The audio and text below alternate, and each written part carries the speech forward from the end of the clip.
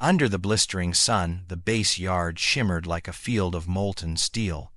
Dust clung to the sweat-slick faces of soldiers as orders cracked across the air like gunfire. It was supposed to be another ordinary day of drills, routine, disciplined, predictable. But before the clock would strike noon, the entire base would witness something that would be whispered about for years. Colonel Mercer's voice ripped through the training ground, hard and impatient.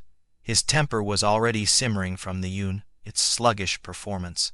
The colonel was a man whose medals outnumbered his virtues, a relic of command who mistook fear for respect. The soldiers had learned to avoid his gaze, to nod, obey, and survive the day. But there was one who didn't flinch beneath his bark.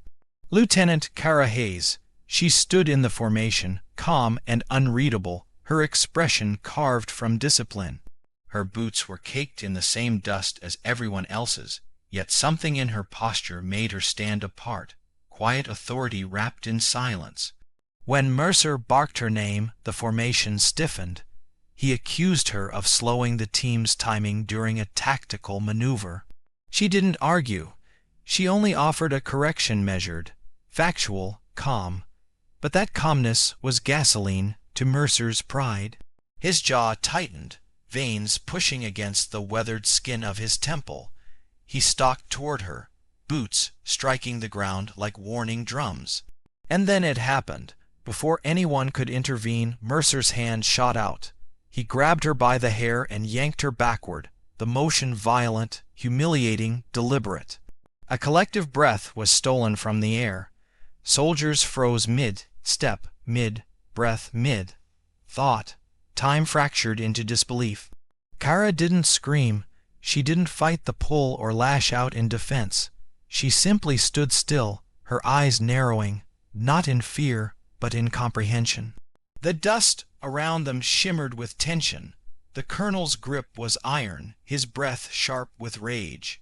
Around them, every soldier's gaze locked onto the scene, the moral line crossed in plain daylight. When she finally moved, it was so controlled it seemed rehearsed. Her hand reached up, not in defiance, but with quiet precision. She unclasped his fingers from her hair one by one, her motions deliberate, almost gentle. Then, in a blur of motion that not even trained eyes could follow, she shifted her weight, turned, and swept him to the ground with mechanical perfection. The colonel hit the dirt before he could even register what had happened. The silence that followed was deafening. Cara didn't gloat. She didn't speak. She simply stepped back, dusting her uniform with the same composure she'd worn since morning. Her breathing was steady, her expression neutral. The colonel, flat on his back, blinked up at her, stunned not by pain, but by recognition. He knew that move. It wasn't standard training. It wasn't even part of advanced combat courses. It was the kind of maneuver reserved for soldiers trained in the shadows, operatives from units whose names never reached paper. The formation remained frozen, waiting for punishment, waiting for explosion. But Cara only said one line, her voice calm and unyielding, cutting through the silence like a quiet blade. "Respect isn't taken by force. It's earned." And then she turned away. No one moved for several seconds. The colonel stayed where he was, staring at the dust rising in slow spirals around him. For the first time in years, his authority had been met with something stronger than fear, something that couldn't be broken.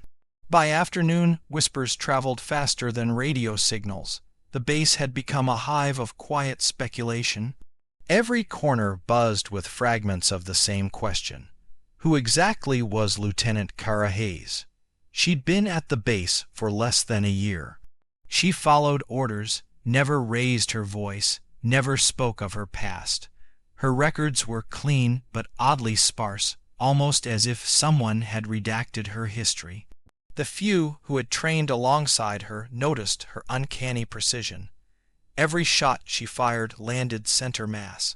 Every maneuver, every exercise, executed with flawless timing, and yet she never sought credit. That evening, the mess hall fell silent when she entered. Conversations paused, trays halted midair. Even Mercer wasn't there. Rumor had it he'd requested to see the base psychologist. Something unheard of for him. Cara walked past the rows of soldiers, collected her meal, and sat alone, her eyes distant, her expression unreadable.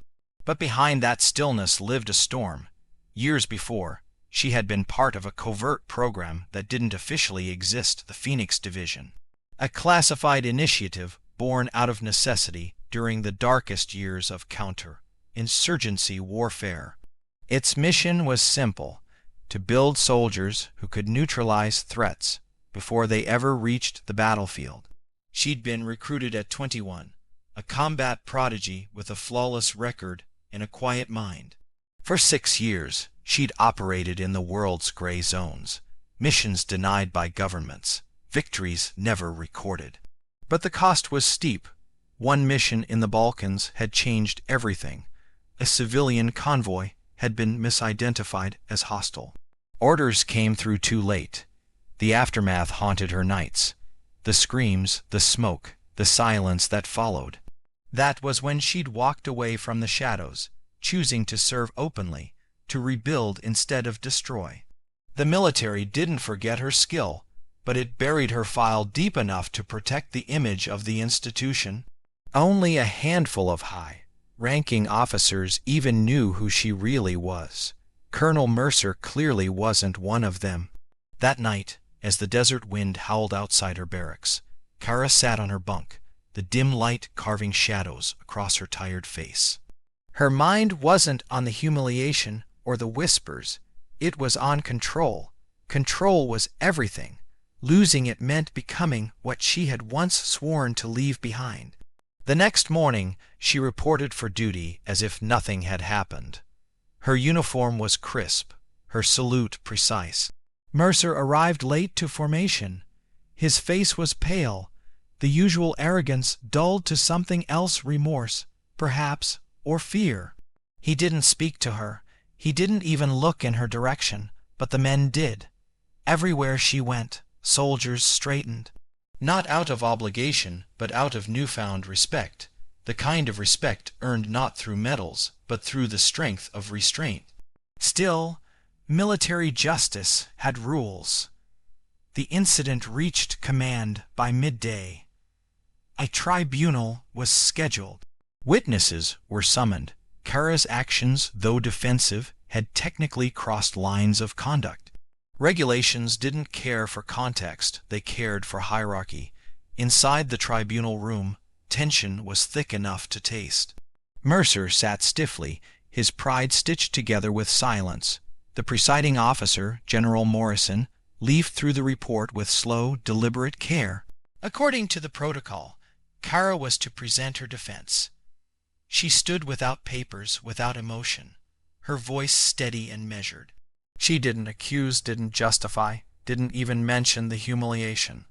She simply stated the sequence of events with precision and ended with one sentence: no soldier should ever fear the hand of their own commander. The words landed like a weight in the room.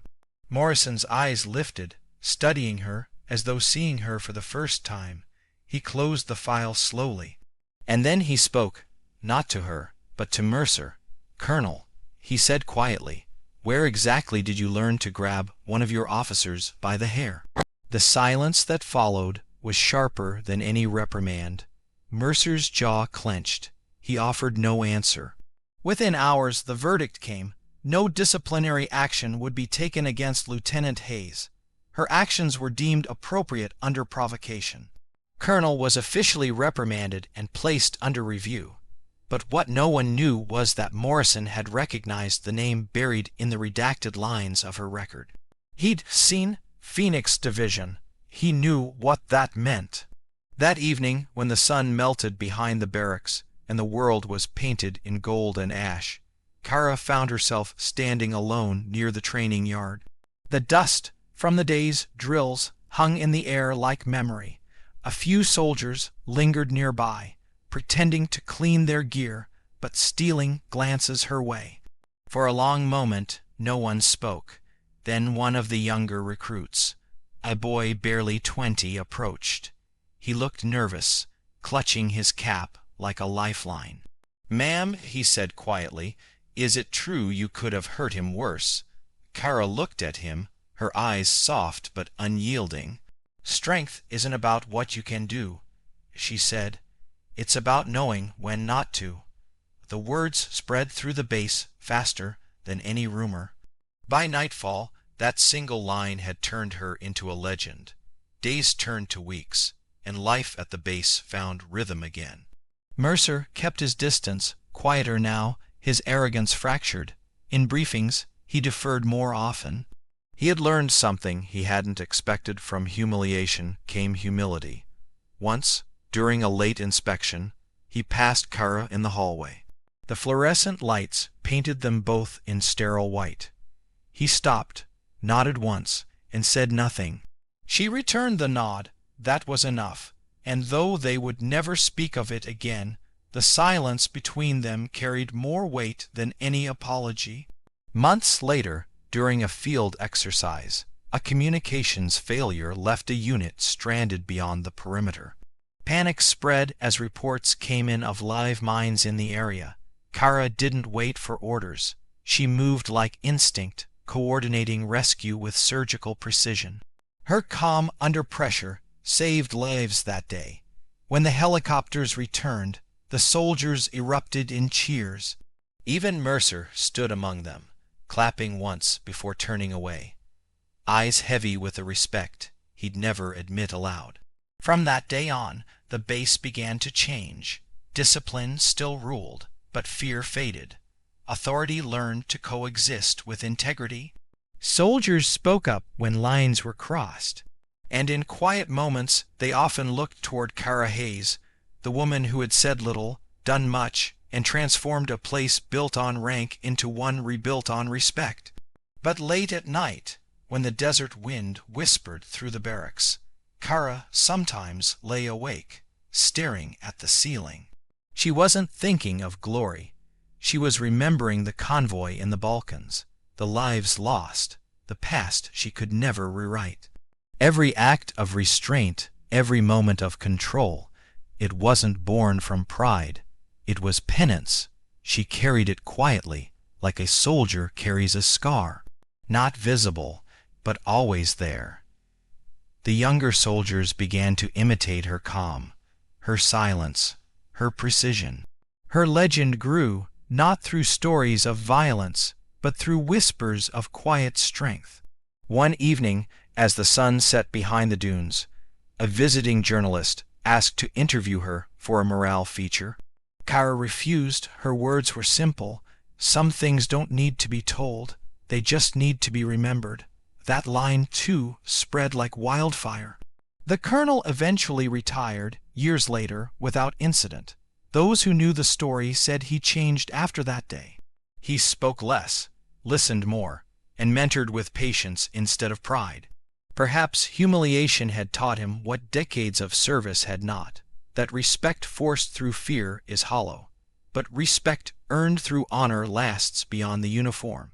And as for Lieutenant Cara Hayes, she remained, steady as stone, moving through the ranks with the same quiet composure. The world outside might never know her name, but within the barbed wire fences of that desert base, she became something far greater than her file number or her rank. She became a story, the kind told in whispers under starlit skies. When young recruits spoke of what true strength looked like, they'd say she was calm as silence, sharp as instinct, and that her power wasn't in the strike, but in the restraint. And long after she was gone, they'd remember the day the colonel grabbed her by the hair and what she did next. Because in that single moment, witnessed by an entire base, she had taught every soldier a truth no manual could ever print, that sometimes the quietest warrior carries the loudest legacy.